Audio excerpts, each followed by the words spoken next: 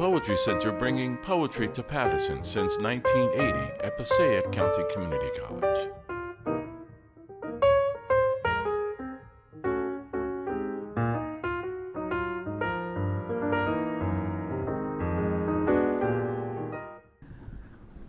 Okay, I'm Maria Gillen, and I'm pleased to welcome you here to the Poetry Center at Passaic County Community College. Those of you who are regulars here know that we are funded by the New Jersey State Council on the Arts through the National Endowment for the Arts, also by Passaic County Community College, and by individual donations and legacies from people's wills. We've been fortunate to be able to increase the amount of money we have and increase the number of programs we were able to provide. And that's always thrilling to know. I hope you enjoyed the workshop today, and I want to especially thank Saida for stepping in when Maria was sick and taking over the workshop, even on a day when she had a flat tire in Poughkeepsie before she left this morning, and had to get somebody to change her tire before she could go anywhere. And she still got here and taught the workshop. So I'm very happy about that. Thank you, Saida, for stepping in. But I want to also thank Sue Balick for all the things she did today to get this program rolling. And she's here today replacing Smita Desai, who's going to retire at the end of the year. So I hope that those of you who know Smita, and she's been here for 21 years, those of you who know Smita, I hope you'll write her an email and tell her how important she was and how much you'll miss her, and hope her retirement is wonderful, and to say how great you've been as part of the Poetry Center program.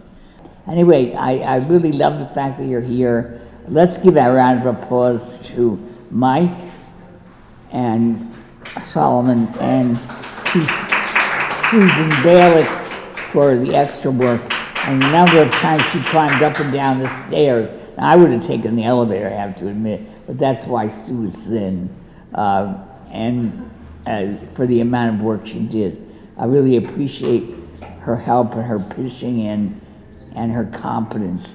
She's always very competent. Anyway, today we're going to do something a little bit different.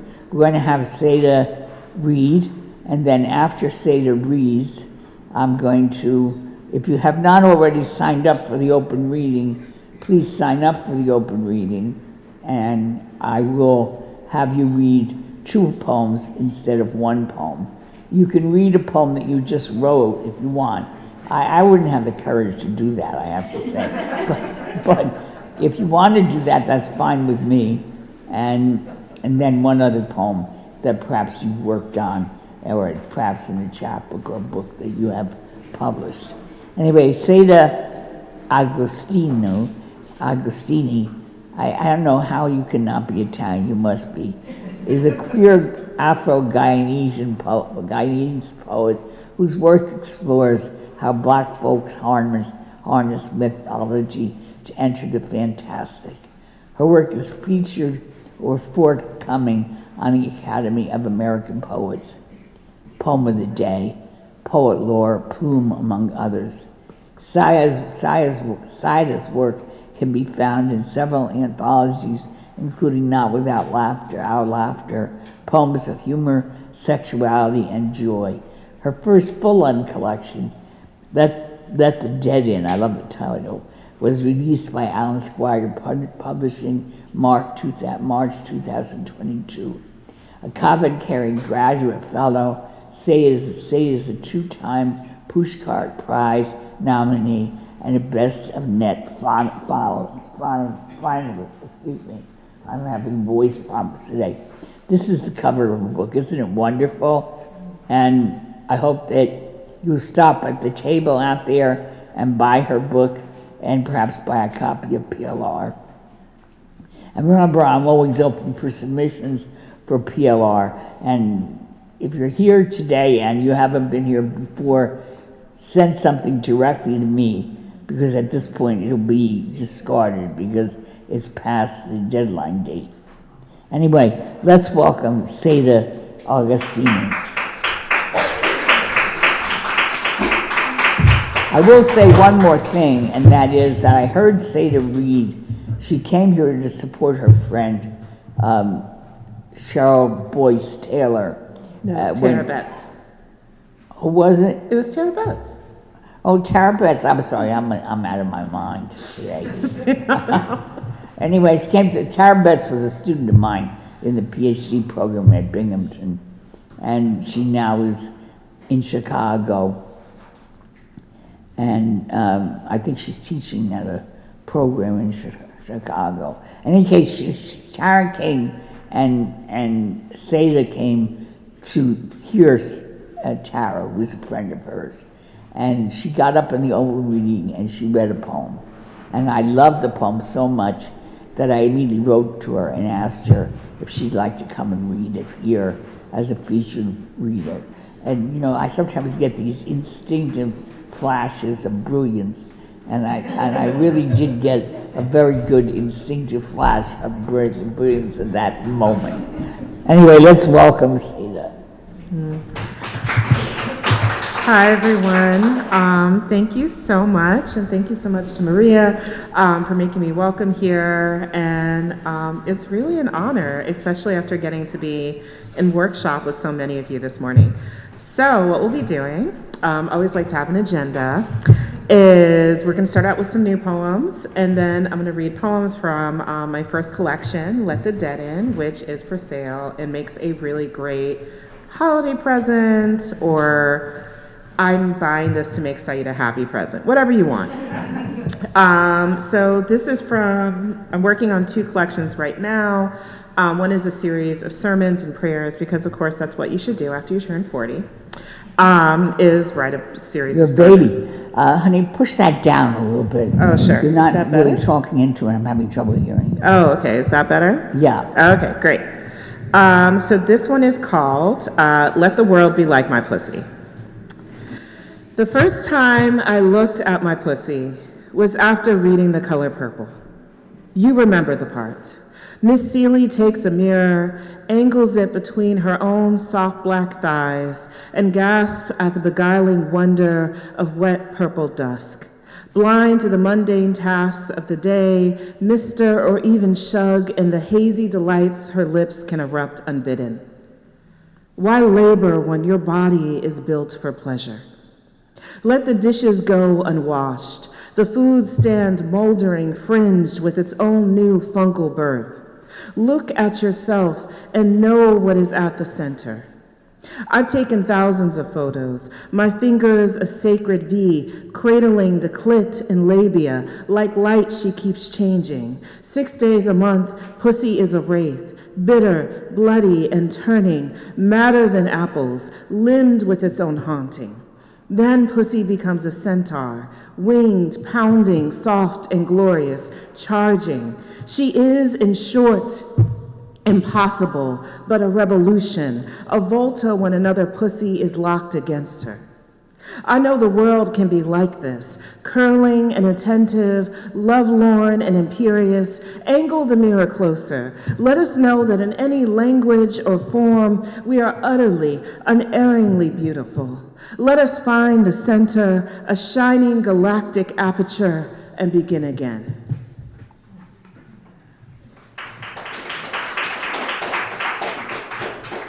So I will tell you, I've read that a number of times, and actually I got a very nice Zoom message from this very nice lady who I was reading with, and she was like, I really loved your work, but I think some things should be kept in the bedroom. I was like, I'm the wrong person. You should go.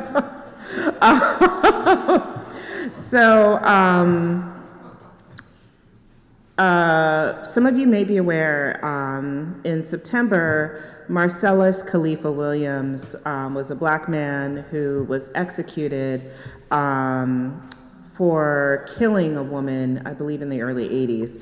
However, The attorneys that prosecuted the case were like, we actually don't think he did it.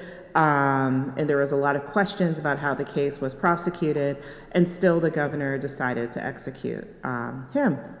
And so he converted to Islam later in his life and was an imam in his prison. And so I wrote a dua for him. A dua is a Muslim prayer. This is called Dua for Marcellus Khalifa Williams, Bonne Terre, Missouri, September 24th, 2024.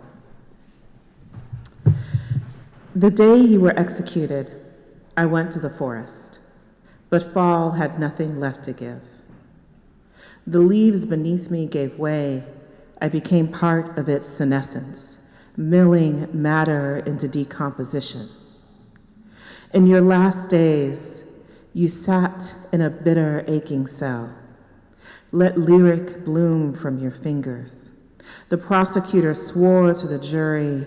You broke into a woman's home, sank a knife into her heart, swore you had nothing, so you stole everything. But what do these white men know of innocence? The 5 times a day you fell to your knees and sang to God, the bare, unnatural walls witness your voice rising, the faith you kindled, a gorgeous umber blaze. In this final season, let it be known you studied the ceaseless revolution of nature, how the most beautiful golden things can come from rot.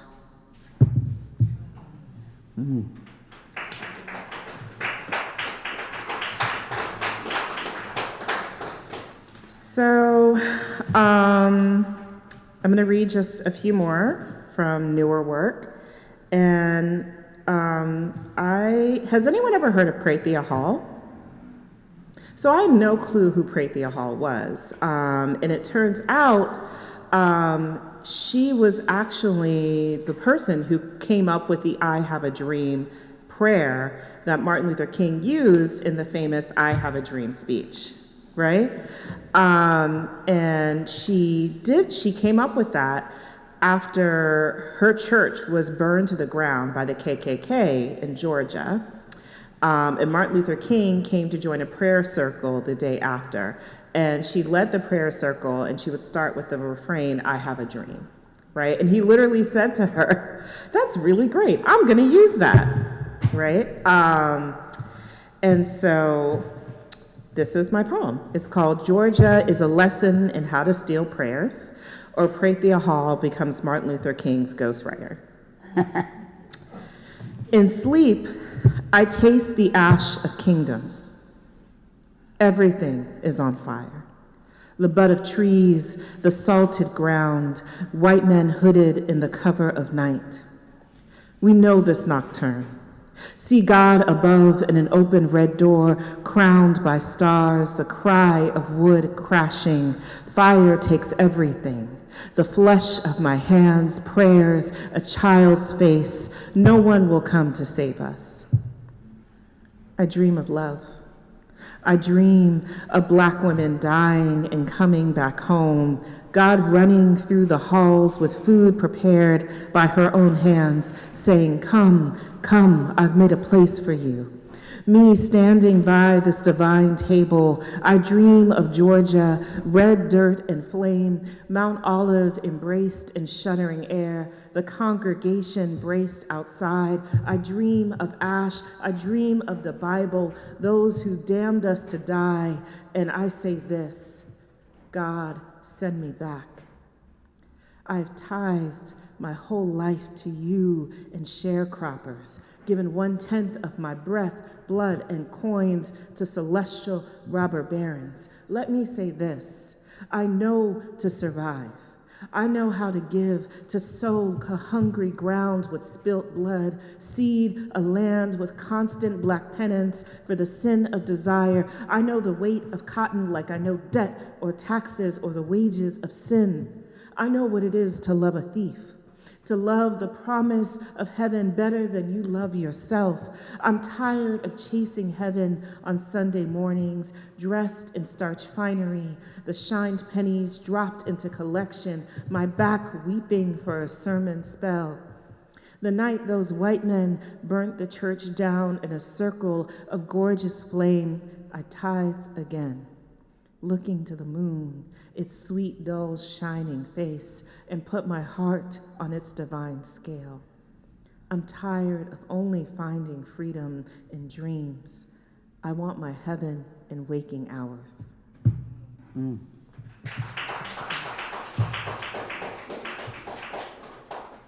Okay, so I'm gonna read two more new poems, and then we're gonna get to the book. So this one, so I have a therapist who I love, but she gets on my nerves because I'm a poet. Of course, I have a therapist. It's required. It's required. I don't know if you know, but it's required. And she's always like, what about little Saida? What does little Saida need? Which gets on my nerves because I feel stupid. And then I wrote this poem, so whatever. And this is called A Prayer for Saida at age 8. You beautiful, beautiful, stupid, haunted girl. You lawless thief of daddy's face and mummy's grief. You daughter of the Pomeroon, you water baby and midwives, pipe-smoking women singing Elvis to pass the time. You kin to pork knockers and machetes, hot Guyana nights spent laughing with your little sister to an avalanche of frogs electric in the dark. You summers with granny and yelling cousins, heated games of Monopoly and homemade ice cream. You who survived locked bathroom doors and rapes and daddy telling mommy, I'll break your face, by forgetting it all, then remembering, then forgetting again. You who are blue with what you know. Write poems in blue and black and white journals. You sorrel, curry chicken, bygone choka, daddy singing to you, Michelle, my belle. You thick ponytails and sudden tears, big lips and wide nose. You who hear ghosts calling your name, scared until granny tells you they are just here to keep you safe until it's time to come home. You who stared at the Gorgon, turned to remote stone and died 100 times so I could live. You Lazarus, you blessing, you hot stove burning, you pepper sauce, you black world, you black water, you bright shining world, you brilliant oracle keeping watch as time rolls fierce and desperate. Look at your hands, brown as your mother's. Look at the bright, bright day shining, the devil's wife shaking rain. How could you ever doubt what you would become when you are fluent in every river's beginning?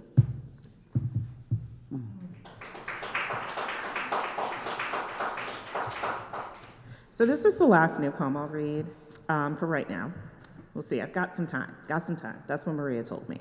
Okay, so I spend a lot of time on social media because that's where I get all my news. Well, not anymore, it's too stressful. So I found out about this lover of Charles VII, who was the French king. And apparently they had this like title for the best lover, which is maîtresse en titre, right? Which I'm low-key obsessed with and also is a sign of the patriarchy. Well, there you go. So anyways, she was painted with her right breast exposed as the Virgin Mary.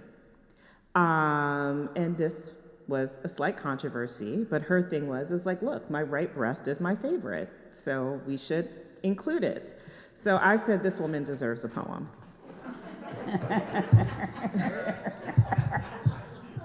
You can look it up too. It's fascinating. I'm so fascinated. Like, I was like, you were the original Cardi B. Why are we not talking about you? Okay. All right. So this one is entitled, very creatively, Agnes Sorel is painted as the Holy Mother, France, 1452. I have longed to be painted as I am, tremulous as a lover, calmly and demure, waiting on the cusp. My right breast, lush, nude, and yearning towards air. I have loved Mary since I was a child.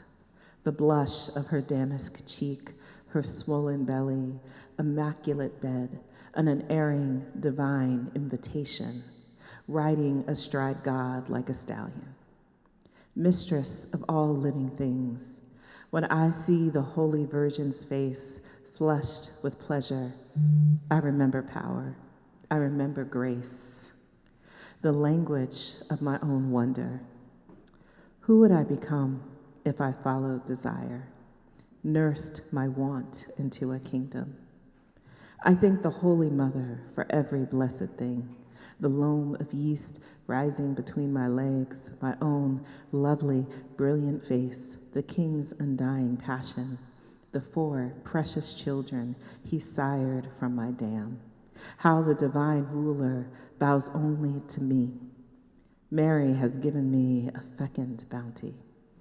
Some accuse me of being vain, but I know the truth. We were born to die. So let me die 1,000 times over, each little death more beautiful than the last, my cries ringing the heavens like a celestial bell. Yeah, Google her. So we're going to read from Let the Dead In. This is my first collection of poems.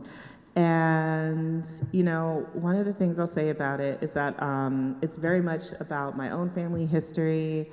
It's about my own experiences being a survivor, and also coming from like this really big, trash-talking, like very vibrant, wild, and very goofy and sedity family. And those are a lot of contradictions, but they're all very true.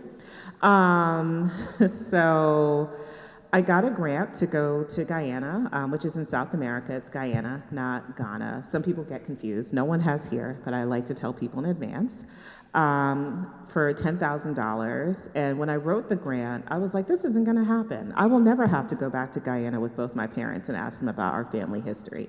And then I got the grant, and then I had to go back, think about going back to like the place of your origin with your parents and like having to talk through everything. It was wild and stressful, and beautiful.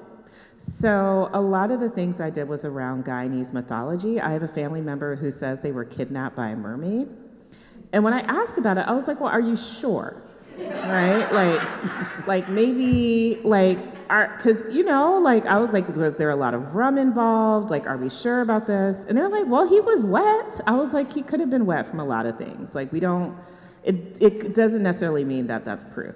But mermaids are a lot in the history. So I wanted to write a poem about the mermaid that kidnapped my great uncle.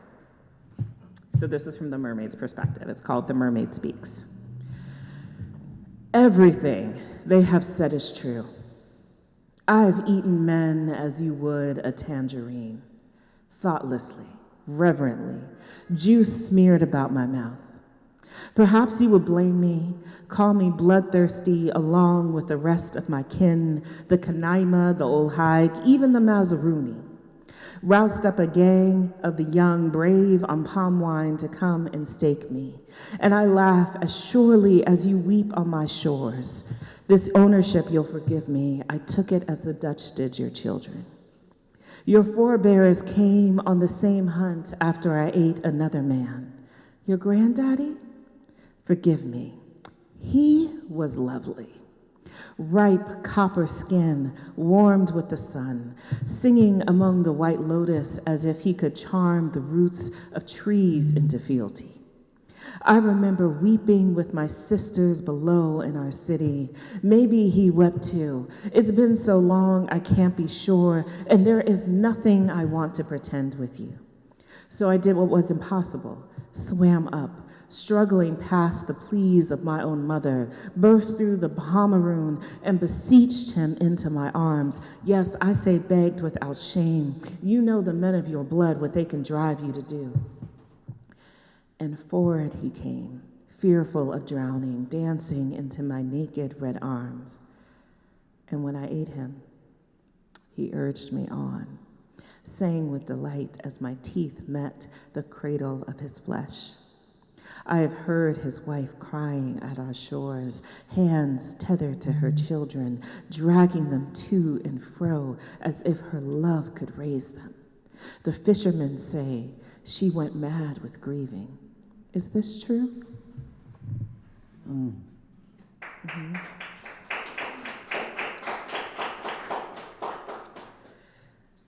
So I have a tradition where I try to write, well, I had a tradition for a while. I did not write a new poem for this, let me not lie to you, but I have a tradition where I try to write a new poem for readings, so like I give to myself something to do. And it started off these series of poems that were born around jokes that hurt me. And so this one is called Two Fat Black Women Are Making Love. And the joke is right there, ready, shuddering, and alive, rife with promise. There are so many paths that have been worn out for a quick, easy laugh. Tyler Perry strutting with a gun and wig, screaming rotund and loud like a Medea would. Martin calling out, "Your mama" on television. Or the meme of a young woman shot underhand, her belly in love with a tight skirt, hands moving towards an open mouth. Look at everything she devours. Imagine it. Does it make you hungry too? Two fat black women are making love on a bed on the floor, and they are weeping for joy. They are crying great folds of flesh, flushing and shaking. One cannot look in the mirror save for thinking of her daddy, all this ugly and skinned together. Counts the men who say they hate her body as they do bitter cops and dead black boys. Two fat black women are making love, and they touch each other like they can hold it. Honeyed, profane, body, like patriots, like their bodies have never been folded into freezers, screamed at on streets, coaxed or threatened, sweet, like they have names, like we will know them.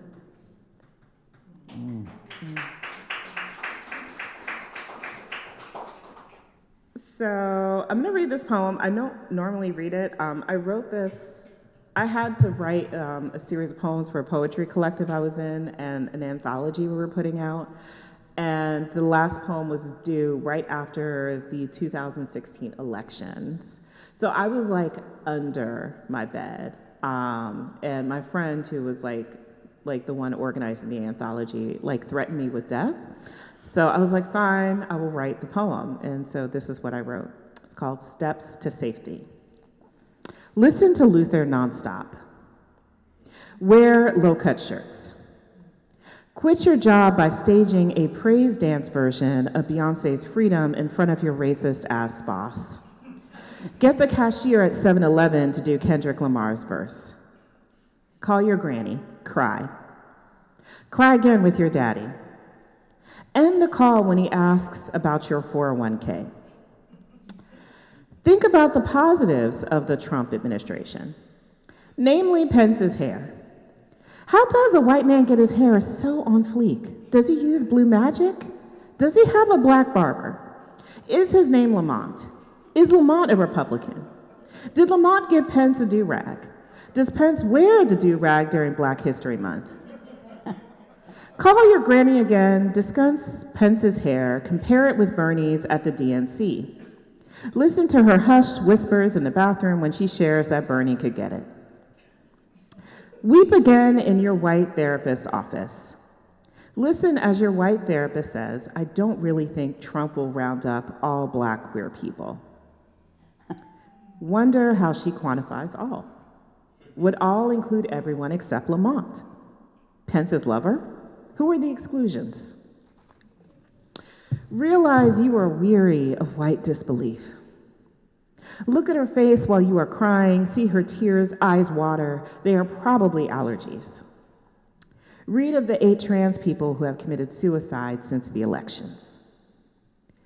Think of Pence again and all the black and queer blood on his hands. Trump's silly wig and the $1 million he has invested in the pipeline. Read Macbeth. Imagine Trump in tights and a codpiece. Sage your eyes. Text back and forth with Blair about countries to move to. Think about how blackness is a gamble wherever you go. When you think of home, you think of Granny, a 90-year-old woman, a living altar rooted here. Ask your heart if it can flee. Listen to the answer.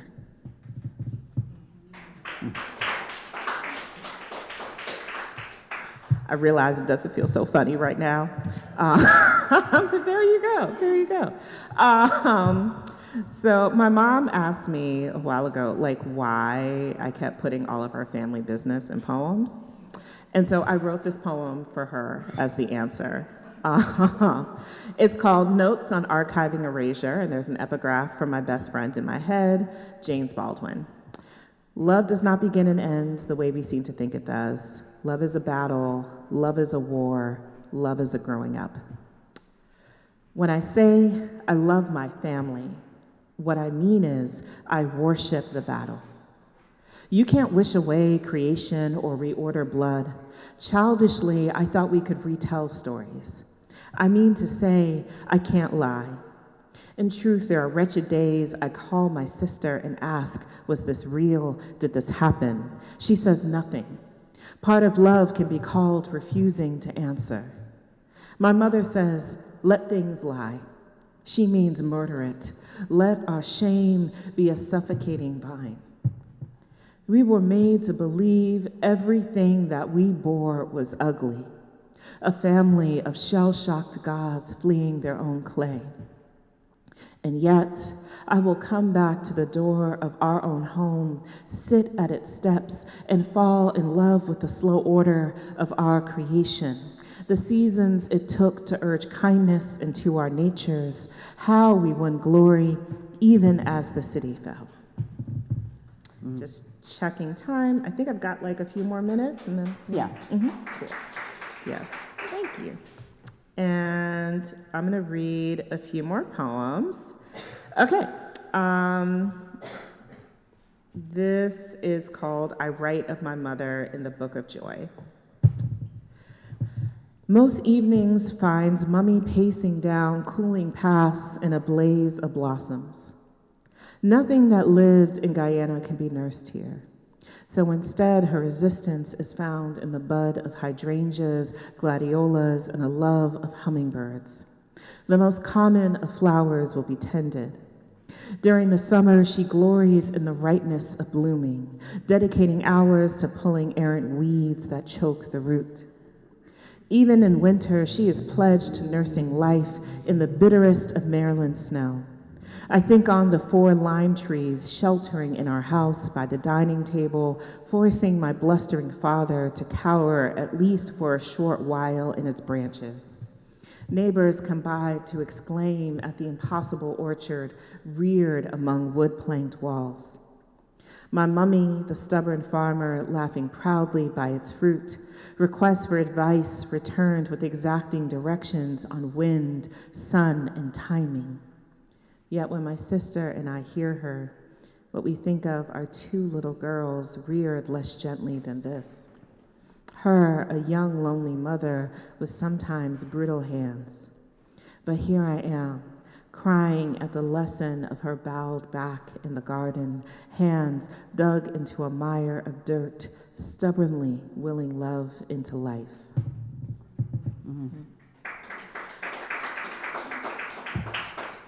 So I'm going to close with my favorite poem. So I should start off with this. I talk a lot of shit. I just do. I can't help it. It's like genetic. You know, it is what it is. And so I'm obsessed with Harriet Tubman. I'm also obsessed with making people queer, like that I like. Like if I don't like you, don't worry about it. I'm not going to try to make you gay. But I really want Harriet Tubman to be gay. And I've been telling a lot of people that she's gay, and I've been arguing for it very strongly. And I was with some friends, and I was like, y'all know Harriet Tubman is gay. And we had this like hour-long argument about it that ended up with this poem, which is also very imaginatively titled, Harriet Tubman is a Lesbian. Okay, here we go, let's go. Remember the time I said Harriet Tubman was a lesbian and laughed straight for 15 minutes? Jabari said, fuck that. Harriet wasn't trying to turn the underground into Henriettas. But shit, I need a hero. A full-on black queer woman setting fire to slave ships, cursing out white motherfuckers, and going home to love on Phyllis Hyman's fine-ass great-great-granny. I want a history where Harriet and Sojourner get together and make that cataclysmic, head-banging, good God kind of love, while Luther serenades them with skin so shining it looks like he just swam all up in Johnson's & Johnson's. I want him there singing to him. His sequin blazer, the North Star, they follow hand in hand under the cover of knotted trees and vines that rise up to hide them. The glow of lightning bugs, grasshoppers humming as Luther executes a smooth two-step to Wait for Love. Prince behind him, humping the stage. Oh, in that moment, when Sojourner bends down, cups her hands, dips them into a running creek and says, "Come on, Harriet, drink."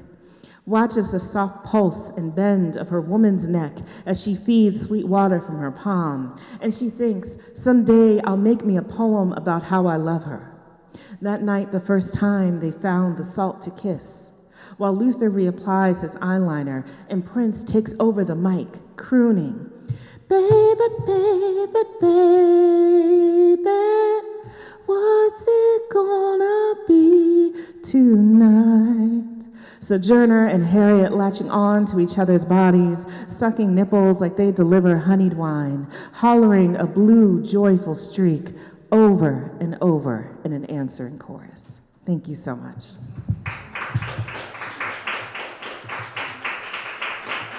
Thank you very much. Beautiful reading, beautiful voice. Let's give her another round of applause for stepping right in. Margaret, could you get the sign-up sheet for the open reading? It's out there, I think. The first person is Marshall LeBeau.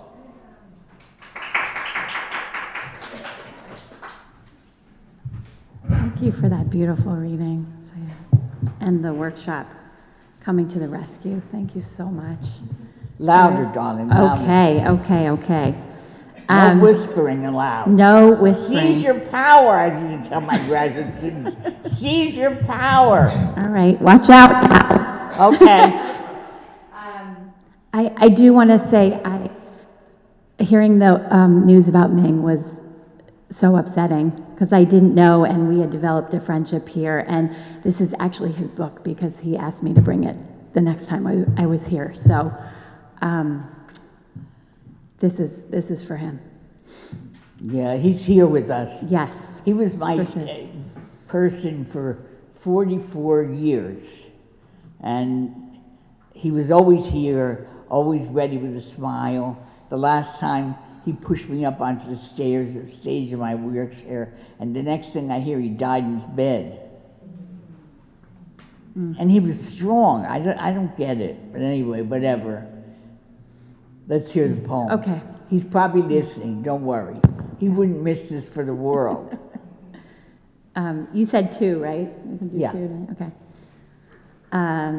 The love poem. When he read it in that small orange basement on the street lined with old trees that fell too early in storms, the wind lost its breath.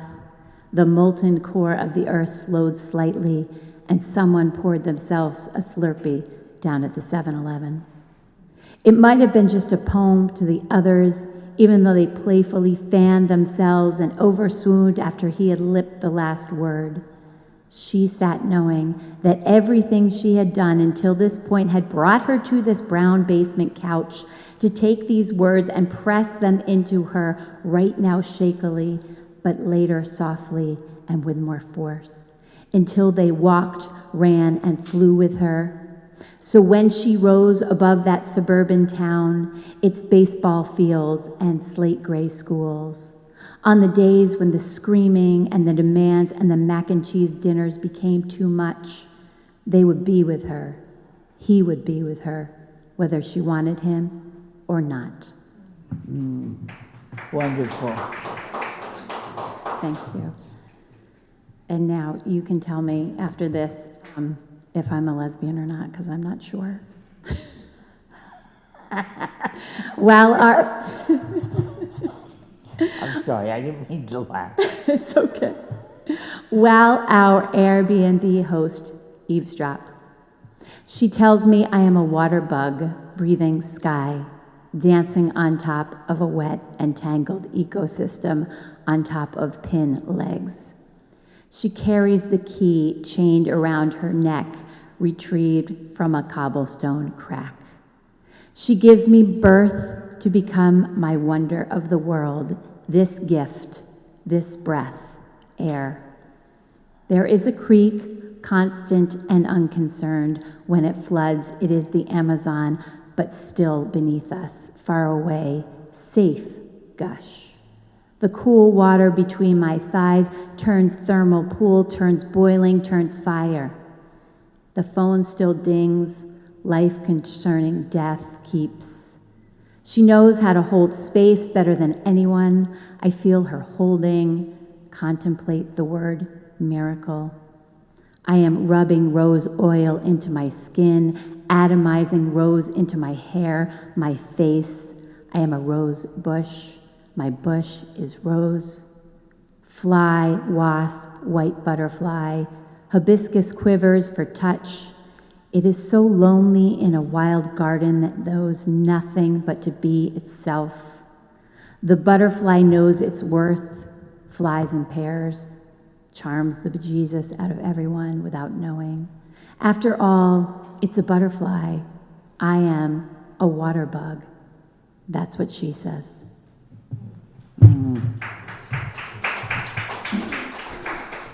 Wonderful, thank you, Marcia.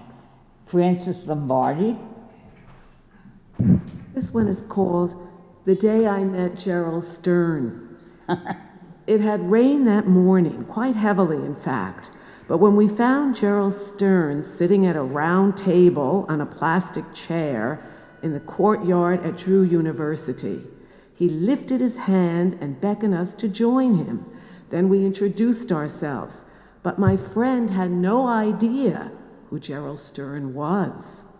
After we sat down, the renowned poet commented on my PCCC tote bag. "Are you from Patterson?" he asked. I told him that I worked there for a few semesters, and he asked me if I knew Maria Mazziata Gillen.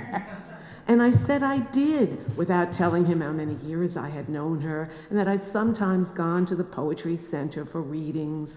I also didn't tell him I had an MA from Drew, and that instead of teaching Hemingway or Fitzgerald, I taught ESL in Patterson, Passaic, Palisade Park, Little Ferry, Fort Lee, any place that would have me, or that I wrote poems but hardly submitted anywhere. How could I have told a renowned poet such things? I also didn't tell him I had read his poems, and that I especially liked the one about joyously dancing with his parents in Pittsburgh. I remember his mother's face turning red, and all their laughter and dancing, and then it came to me. The Dancing was the name of the poem, but I was afraid to mention it, afraid that maybe I had the wrong title, so I didn't say anything. Instead, my friend broke our silence with miscellaneous talk. He said he wasn't that impressed with the poems he had heard lately. Gerald Stern smiled and nodded. Then the sun poked its nose through the clouds, and we walked three abreast to the reading. Oh, wonderful friend. That's enough, I think. Yeah, that's enough. Oh, Donna Spector. This is two poems from my book, In the Land of the Gods.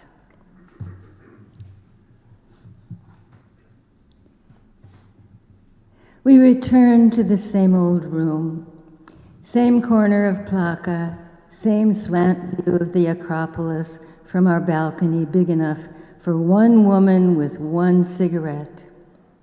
Same jittery rags or plastic bags flapping to frighten pigeons. Same pigeon shit and dust inside and out. Same pair of priests, black hats, robes, beards, rushing to the icon shop as though something mysterious is happening just now. I lost it. every time we arrive, but is it not strange that we have been given these same scant beds, bathroom no more than a hole in the floor, and stranger still that we love the place where we slept our first night in a land where the gods are more eternal than the hotel's morning excuses for no hot water. Okay. Odysseus visits our house in New Jersey. He's a stranger. He looks hot and tired, dusty clothes, feet grimy in sandals. But we can tell he comes from money, maybe Fortune 500, though he doesn't say, and we're too polite to ask. He just wants a little water, maybe some wine. Some goat cheese would also be nice. We need a diversion in our boring lives, so we invite him in. Tell us a story, we say, or would you like a bath first? He would, so our daughter bathes him and washes his filthy clothes. By the way, that is a tradition.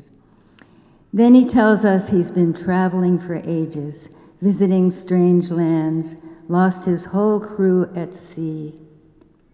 His tales are often too wild to believe, but they entertain us as witches, monsters, a one-eyed giant, women whose strange love leads them to their death, a king whose sons married their sisters. He called this family values. But when he tells of a visit to the land of the dead, we shiver and ask him to leave. A line must be drawn somewhere, although the stories he tells still haunt our dreams. Oh, love that last one. Cara Champerno.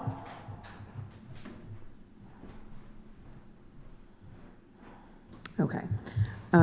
These are written by me. None of them have been published. This is like my first experience with this, so just bear with me. Come with me to the waterfall.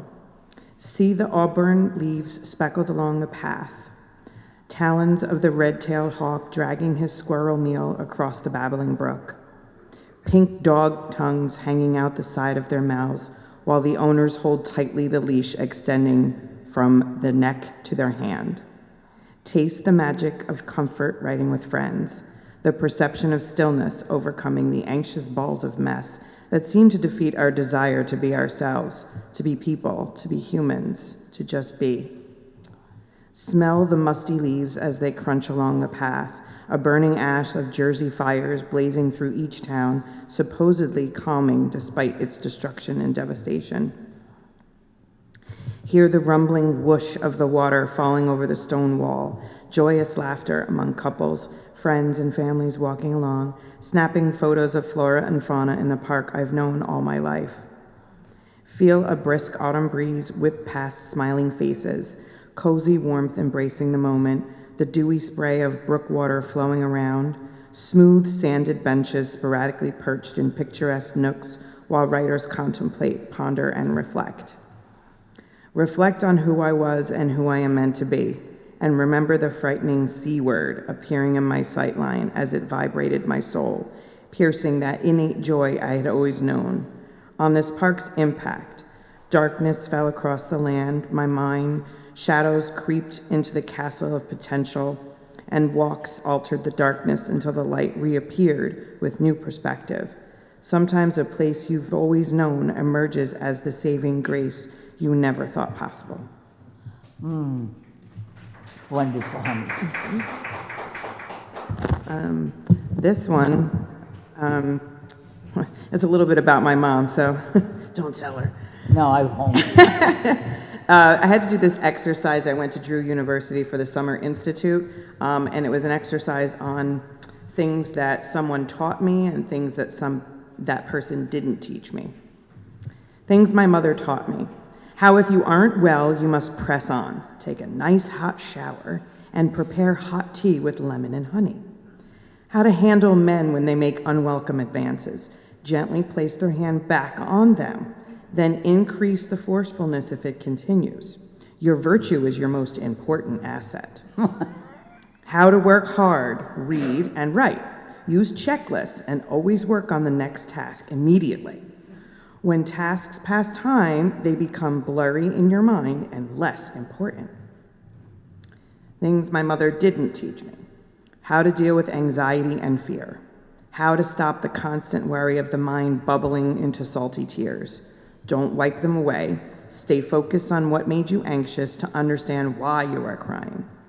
How to stop self-medicating to overcome childhood trauma. Popular kids are mean, and there isn't anything you can do but embrace who you are. Don't pretend or follow the trends. How to travel. Don't overpack by bringing your own sheets to a 5-star hotel.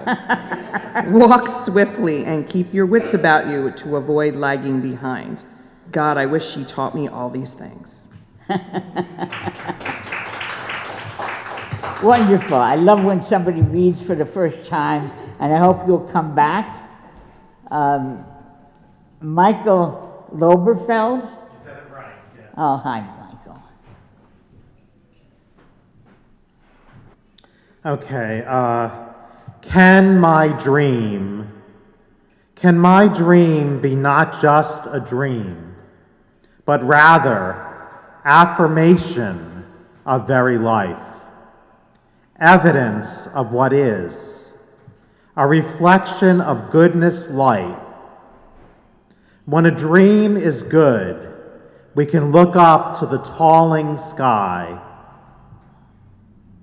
and mothers can point out to their children. A mother can point out to her child in her introduction to life and say, look at the workings in the horizon. Look at the clouds in passage, and sunshine in her grace. Look at the sky and say, this is the dream of is. This is the Ken of our dream. Thank you.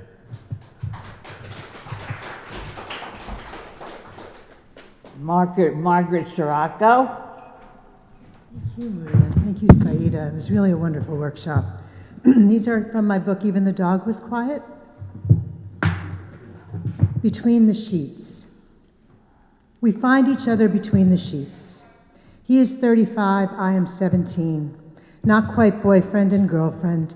I am his relief, a body to caress, explore, envelop while he downs vodka, whiskey, rye, numbs veteran pain.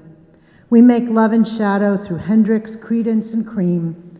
Vibrations electrify our bodies, rhythms intensify our act. Eyes shut, nightmares return. He forgets me, holds dispirited memories beneath laugh lines. Slow, careful, waiting like a good soldier. Can I be trusted? He speaks to me back in the jungle, the sound of rain, helicopters, gunfire, sight of fires, dead bodies. American and Viet Cong rest rifles by their side, pass bottles of whiskey, play cards before dawn breaks, climb out of holes. Just two in the jungle, guns leveled, set to kill, lower weapons, walk away. His words fall on our bed, gray shards now next to my inexperienced and young body, mournful and scared. I rock him in my arms. He gets up, quietly pours drinks, lights joints and cigarettes, strokes my hair. I drift off to sleep as he whispers in my ear, promises to keep watch. Oh. Thanks. And the last one is Tableau, which is really about joy. My friend tells me I should write about the future, but all I've got is when I look at you, opening the burgundy curtain in the room with the freshly painted gray walls, and how beautiful you are lighting up a space. The room with the sun creeping in was so dark a minute before. Thank you. Wonderful. Thank you all for being here. We'll be getting together again in February, the first Saturday of February, for the Allen Ginsberg Awards reading. The Allen Ginsberg Award contest is open now, and so you should be sending in work. We'll be a little slower in responding because I don't have Smita, but we'll do the best we can, and the new person will figure it out soon. But anyway, so that's going to be the first Saturday in February 2025. Does that seem possible? 2025 is here. Okay, there's some food out there for snacks and a little reception. And also, I'm sure if you buy Saida's book, she'd be happy to sign it. And Saida, you can sit in the room where you led the workshop. Oh no, this room over here where you were supposed to. And you can sign books if they want to buy the book. Thank you all for being here today, and thanks for adapting to the change so wonderfully. And I think I want to thank Saida again for stepping in so gracefully to take Marie Howe's place. Thanks a lot.